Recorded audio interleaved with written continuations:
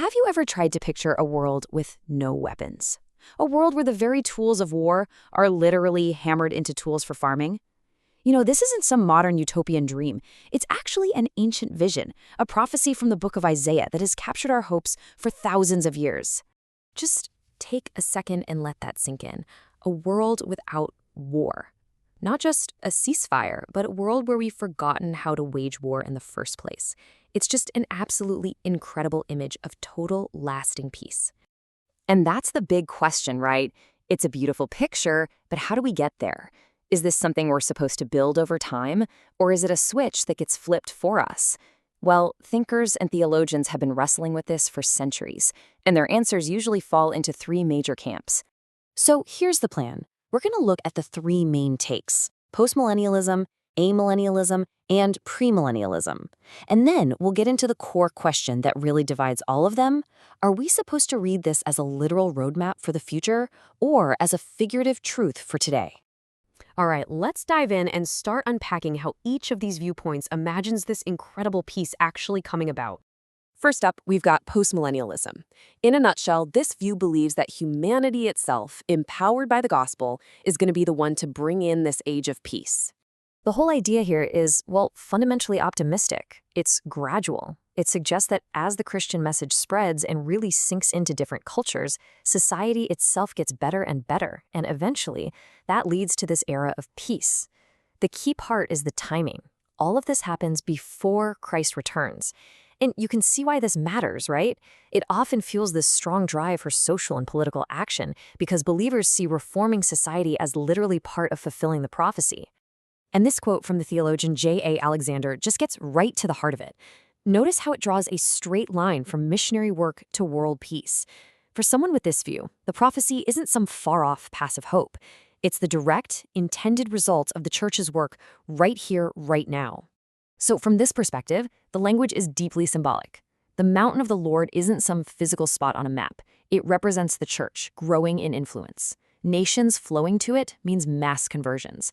Peace, then, starts from the inside out. Changed hearts lead to changed societies. You can see how this creates this powerful, very tangible reason for missions and social justice, because every single step forward is seen as literally building that peaceful kingdom on earth.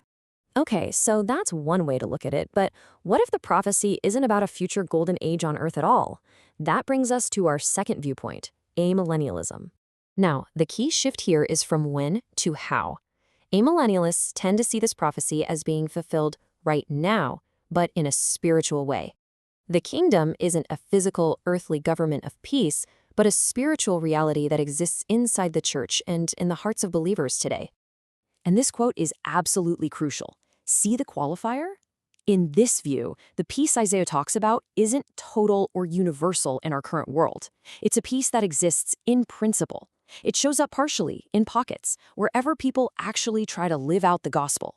And this perspective really matters because it shifts the focus inward, It emphasizes personal holiness and the spiritual life of the church over trying to perfect the world's governments, since that kind of perfect peace is saved for the eternal state.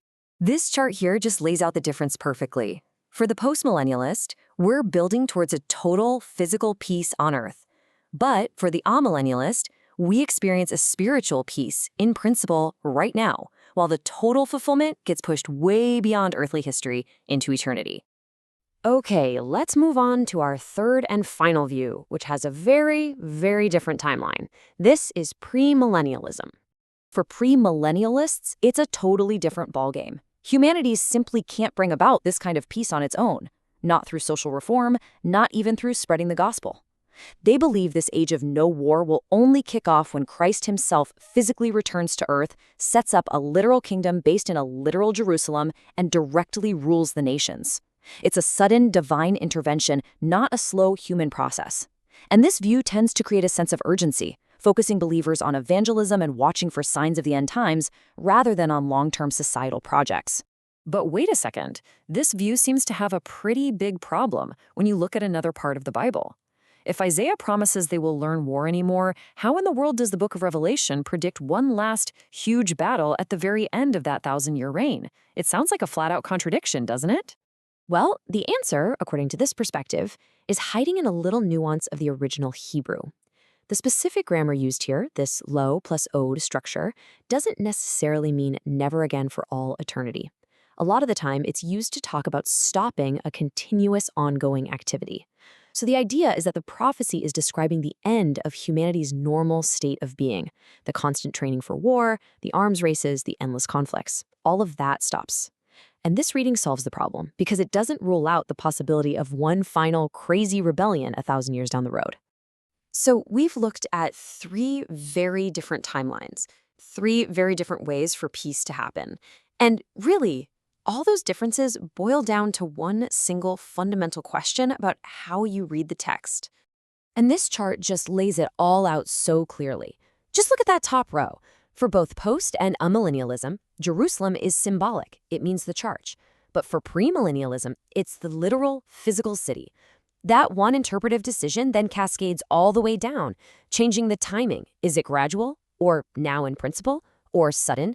And the mechanism. Is it the gospel spreading, a spiritual reality, or Christ's direct physical rule? In fact, you can see this whole spectrum play out just by looking at that one phrase, the mountain of the Lord's temple. On one extreme end, it's purely figurative. It just means the church. On the complete other end, some folks take it so literally they expect a miraculous geological uplifting of the actual mountain in Jerusalem. And then somewhere in the middle, you have a view that it's a literal Jerusalem, but its exaltation is just a figure of speech for how important it'll be in the future.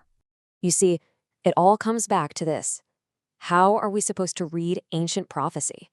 Is it a blueprint for exactly what's going to happen? Or is it a metaphor for how we're supposed to live our lives? So the question for you is this. When you read Isaiah's incredible vision of swords being beaten into plowshares, what do you see? Do you see a symbolic truth for how to live today, putting the focus on the church and on changing hearts? Or do you see a literal roadmap for the future, a promise of a world order that can only be established by divine intervention? Which path to peace you see really depends on that first choice you make. And that is the question at the very heart of this ancient and powerful vision.